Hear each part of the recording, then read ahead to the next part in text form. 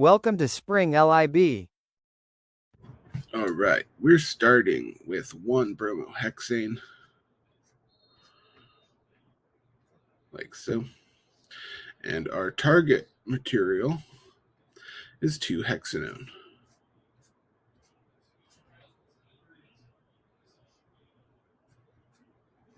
Okay, so how can we get from 1-bromohexane to 2-hexanone? Okay, and this is where we employ what you might call retrosynthesis. Okay, recall, right, that ketones are, in fact, tautomers of enols, right?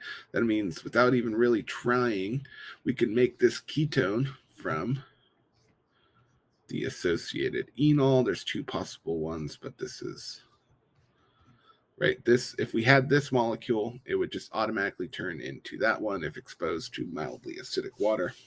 Okay, right. So I would say that's probably a good step, is to recognize we're not just making a ketone randomly. What we're really trying to do is make an enol.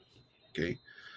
And now maybe the connection between these two molecules is a little more obvious. We know how to make things like alkenes and alkynes out of bromoalkanes, and we know how to make enols out of things like alkenes and alkynes, right? So maybe the connection is a little more obvious. Well, how do we make this sort of internal alkyne, internal enol, right?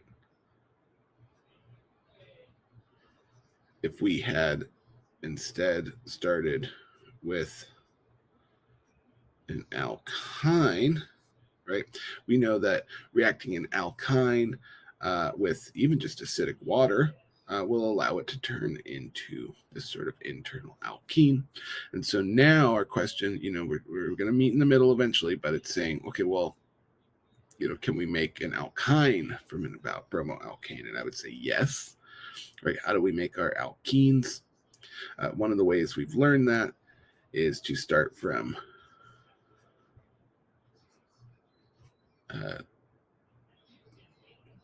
dibromo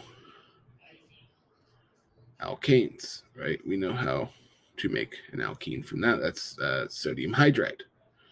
Okay. Well, do we know how to make a dibromo alkane from a bromo alkane?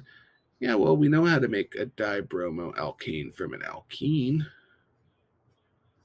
Okay. And we know how to make an alkene from a bromoalkane. Right, so now we've got sort of a chain of reactions that will eventually lead us to the product we're after. And now we need to just show this in the forward direction.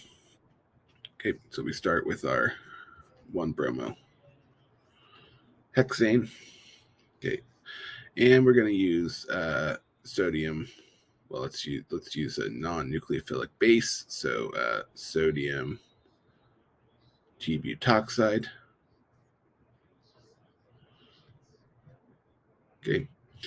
And this will do an elimination reaction. It'll do E2 and give us this 1-hexene. Okay.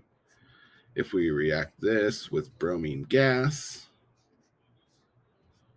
we should get a dibromo alkane. If we react a dibromo alkane with an excess of sodium amide, we know we can make 1-hexyne. Okay. And if we react 1-hexyne with acidic water, we know we can get the enol that we were after, and that this will naturally tautomerize into our ketone.